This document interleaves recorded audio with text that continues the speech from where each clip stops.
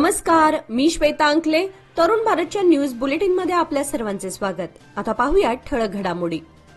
11 August रोजी आयोजित करण्यात आलेल्या महाराष्ट्र एकीकरण समितीच्या भव्य मोर्चाला तालुका महाराष्ट्र एकीकरण समितीने जाहीर पाठिंबा दिला असून मराठी भाषिक जनतेला मोठ्या संख्येने सहभागी होण्याचे आवाहन करण्यात आले आहे. या पार्श्वभूमीवर तालुक्यातील प्रत्येक गावात जनजागृती मोहीम राबवून मराठी बांधवांना मोर्चात सहभागी करून घेण्याचा निर्धार करण्यात आला आहे. मराठी भाषिकांवर कन्नड प्रशासनाची जबरदस्ती सहन केली जाणार नाही असं स्पष्ट करण्यात आलंय. या मोर्चामध्ये आम्हाला आमच्या मराठी भाषेत परिपत्रके मिळावीत अशी ठाम मागणी करण्यात येणार आहे. यावेळी झालेल्या बैठकीत महाराष्ट्र एकीकरण समितीचे कार्याध्यक्ष आर.एम. चौगुले, माजी आमदार मनोहर किणेकर, एम.जी. पाटील आदी मान्यवर व्यासपीठावर उपस्थित होते. या बैठकीतून कोणत्याही परिस्थितीत हजारोंच्या संख्येने मोर्चात सहभागी व्हा असे ठणकावून सांगण्यात आले. शहरातील विविध भागांमध्ये पोलिसांनी केलेल्या संयुक्त कारवाईत 5 वेगवेगळ्या गुन्ह्यांमध्ये एकूण 9 आरोपींना अटक करण्यात आली असून त्यांच्या ताब्यातून सुमारे 1,01,000 रुपयांचा मुद्देमाल जप्त करण्यात आलाय. मारिहाळ पोलिसांनी मुतगा गावाजवळ गांजा विक्री करत असताना विनोद कोण्णूर व सूरज हिंदळगेकर या दोघांना रंगेहात पकडलं. खडेबाजार पोलीस ठाण्याच्या पथकाने सरदार मैदानाजवळ गांजा विक्री करताना हर्ष वर्मा, प्रज्वल नावगेकर आणि उत्कर्ष वर्मा या तिघांना ताब्यात घेतले. मार्केट पोलिसांनी जुना भाजी मार्केट परिसरामध्ये गांजा विक्री करताना हर्षल गुरव याला अटक केली. तसेच मध्यवर्ती बस स्थानकाजवळ संशयास्पदरित्या वावरणाऱ्या दर्शन गावडे याला ताब्यात घेऊन वैद्यकीय तपासणी केली असता त्याने अंमली पदार्थांचं सेवन केल्याचं निष्पन्न झालं. त्याच्याविरुद्ध स्वतंत्र गुन्हा दाखल करण्यात आलाय. पोलिसांनी कारवाई दरम्यान अंमली पदार्थांसह रोख रक्कम आणि अन्य साहित्य जप्त केलं असून पुढील तपास सुरू आहे. सौंदत्ती तालुक्यातील हुलीकट्टी गावामध्ये प्राथमिक शाळेच्या पाण्याच्या टाकीत विष घालून मुख्याध्यापकांना हटवण्यासाठी रचना रचल्याचा धक्कादायक प्रकार उघडकीस आलाय. या प्रकरणात पोलिसांनी गावातीलच तिघांना अटक केली आहे. 15 दिवसांपूर्वी घडलेल्या या घटनेचा तपास आता गंभीर वळणावर आला असून आरोपींनी मुख्याध्यापकाला गावातून हटवण्याच्या उद्देशाने शाळकरी मुलांच्या पिण्याच्या पाण्यात विष टाकलं होतं अशी कबुली दिली आहे.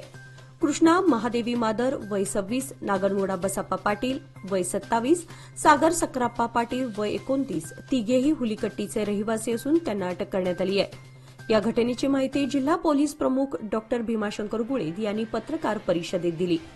रामदुर्गचे उपविभागीय पोलीस अधिकारी चिदंबर मडिवाळर देखील उपस्थित होते. हिंडलगा येथील मध्यवर्ती कारागृहात आज रविवारी जिल्हाधिकारी मोहम्मद रोशन यांच्या अध्यक्षतेखाली स्थायी सल्लागार मंडळाची बैठक पार पडली. या बैठकीत संशोधित सशर्त धोरणाच्या आधारे जन्मठेप प्रकरणे तपासून त्यांची अटकेपूर्वीची सुटका करता येईल का यावर विचार विनिमय करण्यात आला.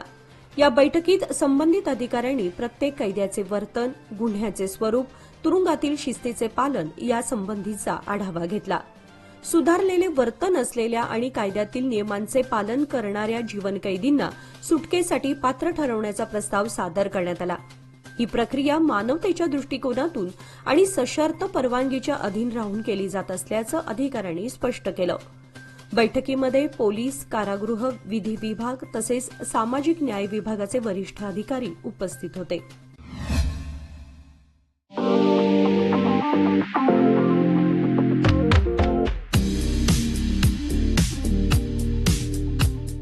श्रावण मासानिमित्त डीके हेरेकर ज्वेलर्स सादर करीत आहेत अनोखी आणि अविस्मरणीय अशी खास ऑफर. 10,000 किमतीचे चांदीचे दागिने खरेदी करा आणि मिळवा विनामूल्य 0.100 मिलीग्रॅम सोन्याचे नाणे अगदी मोफत. नियम व अटी लागू. या सुवर्णसंधीचा लाभ घेण्यासाठी आजच संपर्क साधा. पत्ता डीके हेरेकर ज्वेलर्स, श्री विठ्ठल भवन, संयुक्त महाराष्ट्र चौकाजवळ, खडेबाजार, बेळगाव. तसेच तेली पाटील गल्ली, शहापूर, बेळगाव.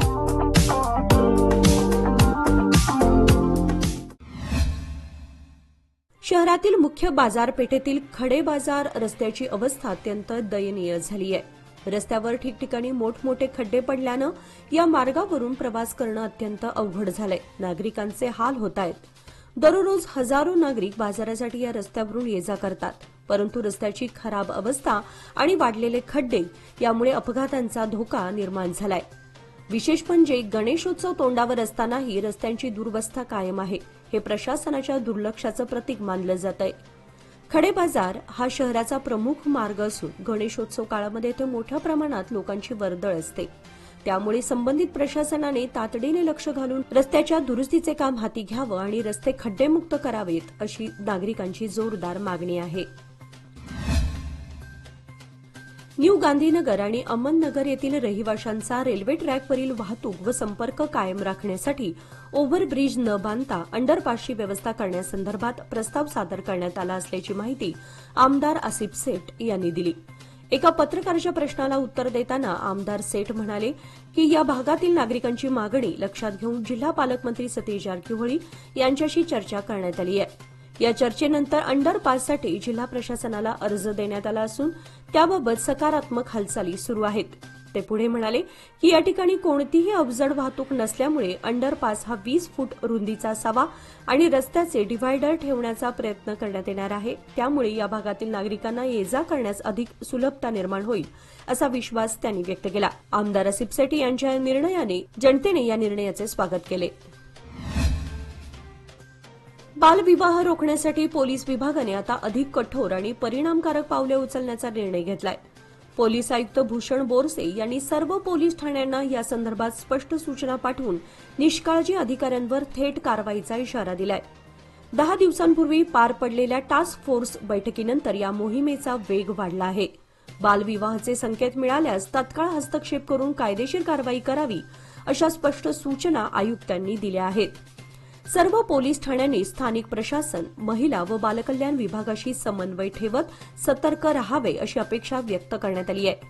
बालविवाहासारख्या गंभीर सामाजिक प्रश्नावर कठोर भूमिका घेण्यात येणार आहे. गणेशपूर रोडवरील शौर्य चौक येथील सैनिक स्मारकाचे सुशोभीकरण करण्याचे काम बेळगाव कॅन्टोन्मेंट बोर्डच्या वतीने सुरू करण्यात आले आहे. 15 ऑगस्ट स्वातंत्र्य दिनाच्या पार्श्वभूमीवर या ठिकाणी सौंदर्यीकरणाचं काम हाती घेण्यात आलं असून स्मारकाला नवा आणि आकर्षक लुक देण्यात येणार आहे. सैनिकांच्या शौर्याची आठवण जपणाऱ्या या स्मारकाचं महत्त्व लक्षात घेता त्याच्या आजूबाजूच्या परिसरात प्रकाश व्यवस्था, स्वच्छता आणि भिंतीवर चित्ररचना आदी कामे केली जाणार आहेत. बेळगावकर नागरिकांसाठी हे स्मारक प्रेरणादायी ठिकाण असून स्वातंत्र्य दिनानिमित्त येथे अनेक मान्यवर तसेच शाळकरी मुलांचा सहभाग असतो. त्यामुळे या ठिकाणी अधिक आकर्षक आणि स्वच्छ वातावरण तयार करण्यासाठी कॅन्टोन्मेंट बोर्डचे प्रयत्न सुरू आहेत. बेळगाव शहरालगतच्या वडगाव शिवारात एका शेतात अघोरी कृत्य केल्याची घटना उघडकीस आली आहे. अंधश्रद्धेच्या पार्श्वभूमीवर करण्यात आलेल्या या प्रकारामुळे परिसरात भीतीचं वातावरण निर्माण झालंय. शेतामध्ये लिंबू नारळ यासह एक किमती मोबाईल फोन सुद्धा ठेवण्यात आला होता. या गोष्टी पाहून शेतकरी आणि स्थानिक ग्रामस्थ हैराण झाले. ही कृती कोणत्या हेतूने करण्यात आली याबाबत संभ्रम निर्माण झालाय. शेतकरी नेते राजू मर्वे यांनी या प्रकाराबाबत प्रतिक्रिया देताना सांगितले, अशा प्रकारचे अघोरी कृत्य म्हणजे अंधश्रद्धेचा परिणाम असून शेतकऱ्यांनी यामुळे घाबरून जाण्याचं कारण नाही. यामागे कोणताही चमत्कार किंवा अपशकुन नसून हे फसवे प्रकार आहेत. या घटनेने पुन्हा एकदा ग्रामीण भागात अंधश्रद्धेचं वाढतं सावट अधोरेखित झालंय. पोलीस प्रशासनानं या घटनांकडे गांभीर्यानं लक्ष देऊन तपास करावा, अशी मागणी शेतकऱ्यातून होत आहे. भारत गौरव तीर्थयात्रा रेल्वेगाड्यांना आता बेळगावमध्ये थांबा मिळणार आहे. त्यामुळे बेळगाव आणि परिसरातील नागरिकांसाठी ही तीर्थयात्रा अधिक सोयीची ठरणार आहे. आयआरसीटीसी आणि कर्नाटक सरकारच्या संयुक्त उपक्रमातून या विशेष यात्रा आयोजित करण्यात येत आहेत. काशी दर्शन यात्रा 31 ऑगस्ट ते 8 सप्टेंबर 2025 या कालावधीत, तर दक्षिण भारत तीर्थयात्रा 11 ते 16 सप्टेंबर 2025 या दरम्यान होणार आहे. दोन्ही यात्रांसाठी कर्नाटक सरकारकडून अनुदान दिले जात आहे. काशी दर्शन यात्रेमध्ये वाराणसीतील काशी विश्वनाथ मंदिर, तुलसी मंदिर, संकटमोचन हनुमान मंदिर, अयोध्येतील राम मंदिर व हनुमानगढी, गया व बोधगयातील विष्णुपद मंदिर, महाबोधी मंदिर तसेच प्रयागराजमधील त्रिवेणी संगम आणि हनुमान मंदिर यांचा समावेश आहे. या उपक्रमासाठी कर्नाटक सरकारच्या हिंदू धार्मिक संस्था व चॅरिटेबल एंडोन्मेंट विभागाच्या सहकार्याने आयोजन करण्यात आले आहे. बेळगावकर भाविकांसाठी ही एक सुवर्ण संधी असून थेट आपल्या शहरातून यात्रा सुरू होणार असल्यानं त्यांना प्रवासात मोठा दिलासा मिळणार आहे.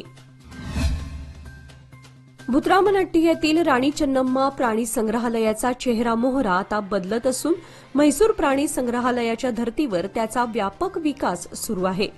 या अंतर्गत संग्रहालयात लवकरच आणखी 2 मगरींचं आगमन होणार असून पर्यटकांसाठी हे एक नवं आकर्षण ठरणार आहे.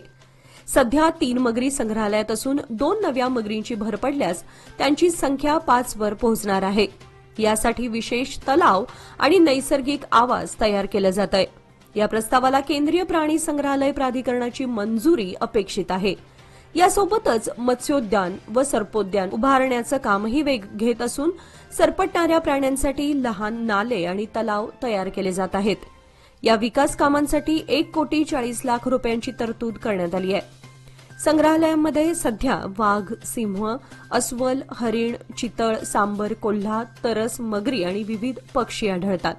पक्ष्यांमध्ये लव्हबर्ड्स, कॉकटेल्स, सॅन क्वॉनियर, रोज रिंग, पॅराकिट्स आदींचा समावेश आहे.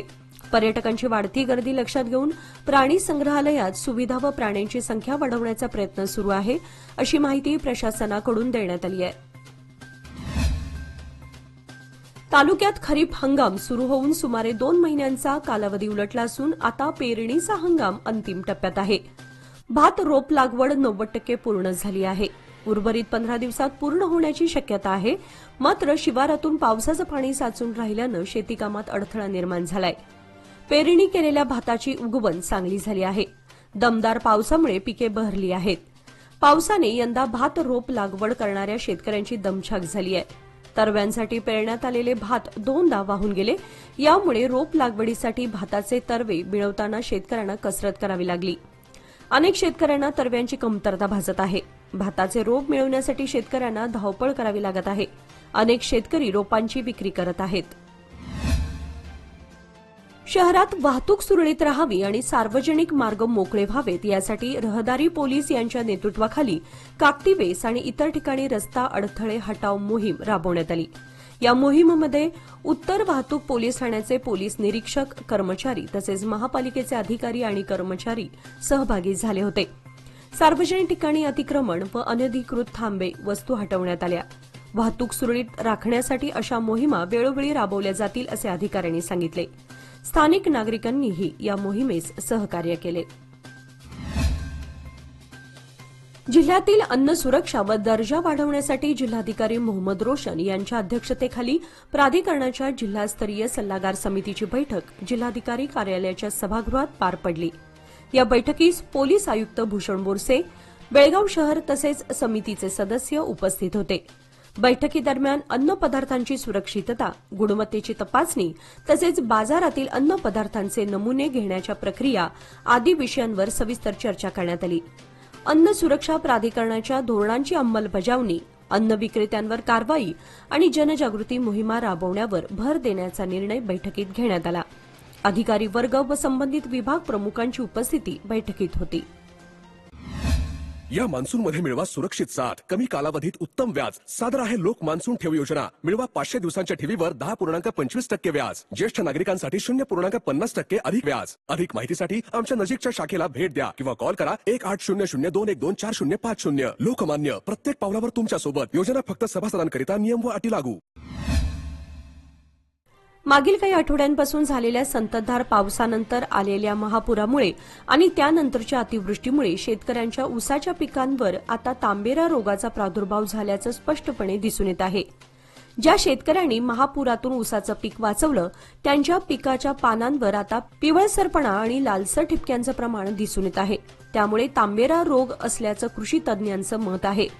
त्यातच ढगाळ हवामान आणि वाढती थंडी यामुळे पिकांची वाढ थांबली असून उत्पन्न घटण्याची शक्यता शेतकरी व्यक्त करतायत.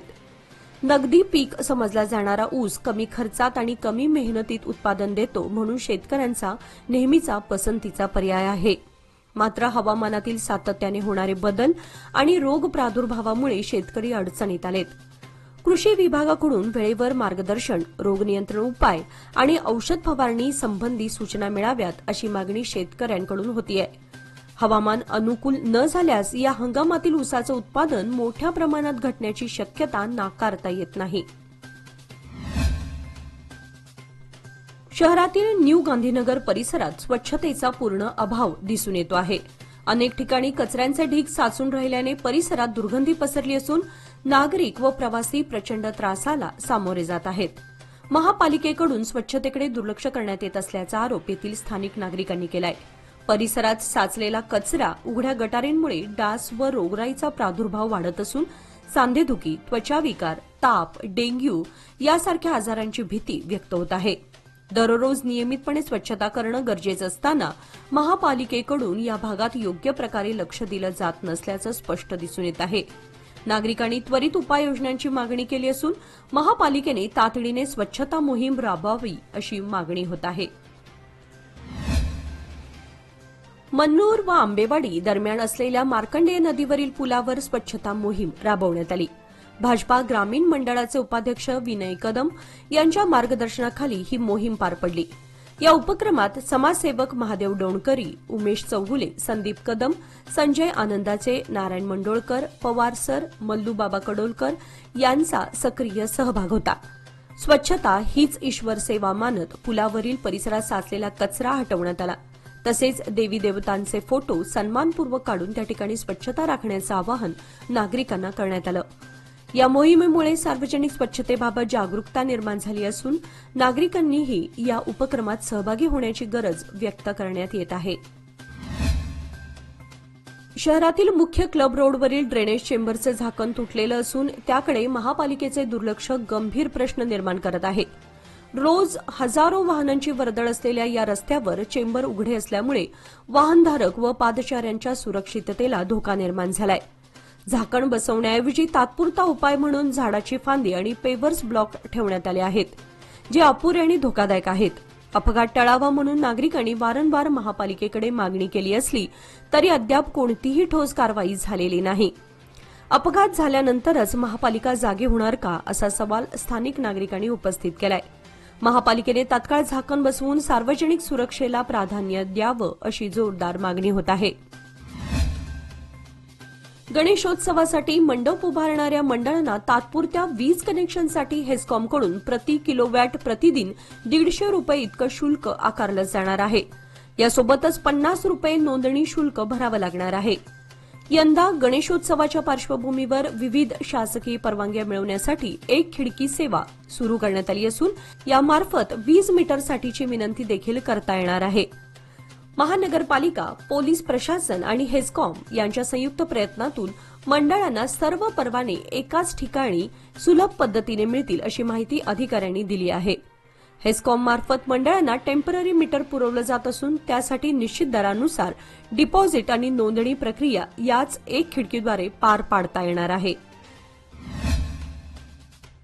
शैक्षणिक वर्ष 2025-26 साठी होणाऱ्या वार्षिक क्रीडा स्पर्धांच्या पार्श्वभूमीवर शहरासोबत तालुक्यातील विविध शाळांमध्ये जोरदार तयारी सुरू आहे.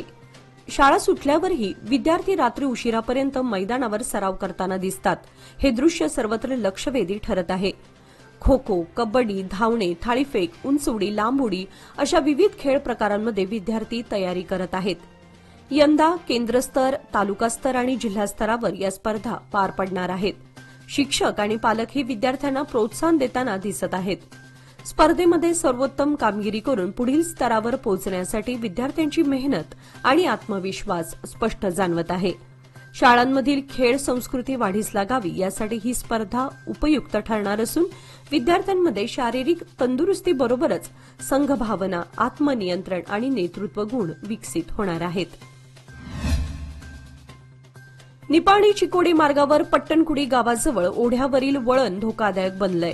सदर वळणाचा अंदाज येत नसल्याने अपघाताच्या घटना वरचेवर घडत आहेत.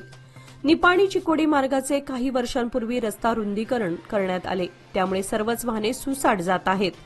सदर मार्गावर मोठ्या प्रमाणात अवजड वाहनांसह अन्य वाहनांची वर्दळ मोठ्या प्रमाणात वाढली आहे.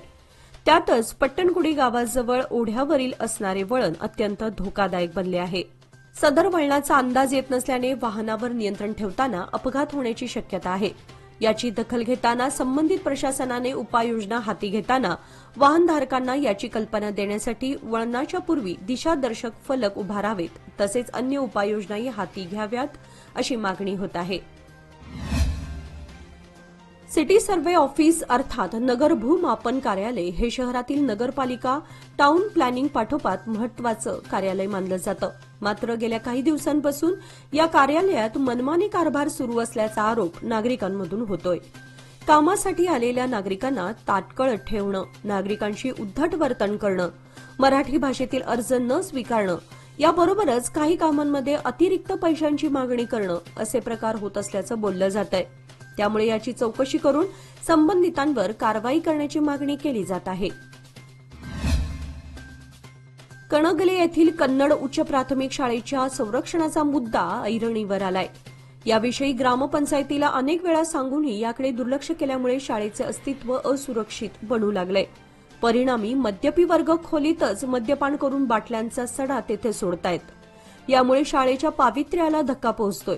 या प्रकाराची तालुका शिक्षण खात्याने गंभीर दखल घेऊन शाळेला सुरक्षितता लाभावी यासाठी प्रयत्न करावेत अशी मागणी पालकवर्गांनी केली आहे. दरम्यान विद्येचे माहेरघर असलेल्या शाळा इमारतीत मद्यप्राशन करण्यात येत असल्यानं आयोजित करण्यात आलेल्या पालक सभेमध्ये संताप व्यक्त करताना संबंधितांवर कारवाई करावी अशी मागणीही करण्यात आली. अंमली पदार्थ नियंत्रणाच्या उद्देशाने दीनदयाळ अंत्योदय योजनेअंतर्गत विविध सरकारी खात्यांच्या सहकार्याने 30 सप्टेंबरपर्यंत राज्यभरात अंमली पदार्थ मुक्त कर्नाटक अभियान राबवण्यात येत आहे. राज्यात अंमली पदार्थांच्या वाढत्या वापरावर नियंत्रण आणण्यासाठी हे अभियान हाती घेण्यात आलं आहे अशी माहिती कौशल्य विकास खात्यातील राष्ट्रीय उपजीविका अभियानाच्या संचालक श्रीविद्या यांनी दिली. राज्यातील प्रत्येक ग्रामपंचायतींमध्ये महिला बचत गट आणि इतर समुदायांमार्फत हे अभियान राबवलं जाणार आहे. या प्रसंगी अंमली पदार्थांचा वापर आणि व्यसनांमुळे होणारी हिंसा, छळ, सामाजिक समस्या, आरोग्यावरील प्रतिकूल परिणाम याविषयी जागृती केली जाईल. अंमली पदार्थांचा वापर रोखण्यासाठी आणि त्यांच्या दुष्परिणामांविषयी जनतेला माहिती देण्याकरिता जिल्हा, तालुका आणि ग्रामपंचायत स्तरावर विविध कार्यक्रमांचं आयोजन करण्यात येणार आहे. याचबरोबर आजचे बातमीपत्र इथे संपले. अधिक माहिती आणि ताज्या घडामोडींसाठी पाहत रहा तरुण भारत न्यूज चॅनल. तसेच आमच्या चॅनलला लाईक, शेअर आणि सबस्क्राईब करायला विसरू नका. आणि विश्वासार्ह बातम्यांसाठी दररोज वाचा दैनिक तरुण भारत. धन्यवाद.